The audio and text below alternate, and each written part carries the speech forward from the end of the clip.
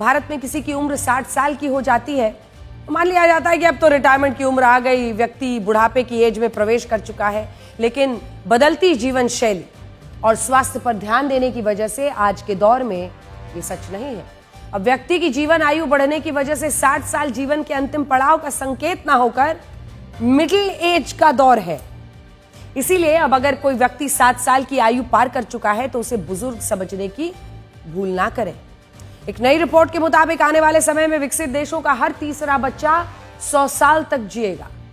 इसका मतलब हुआ कि 60 साल की उम्र उसके लिए ओल्ड एज नहीं बल्कि मिड एज होने वाली है।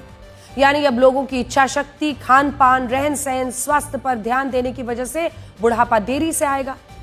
नेचर जर्नल द्वारा साल 2021 में की गई एक रिसर्च का कहना है कि बुढ़ापा कैलेंडर की उम्र से नहीं, शरीर की जैविक स्थिति से तय होता है। यानी व्यक्ति कितना फिट है, उसकी सोचने समझने की क्षमता किस तरह का काम कर रही है, यही तय करता है कि व्यक्ति की उम्र बढ़ी है या फिर वाकई उस पर बुढ़ापे का असर हो रहा है।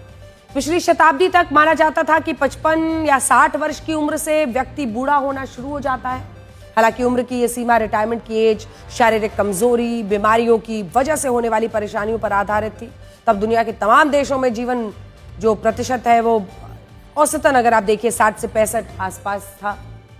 इसीलिए 60 साल की उम्र को जिंदगी का आखिरी दौर माना जाता था।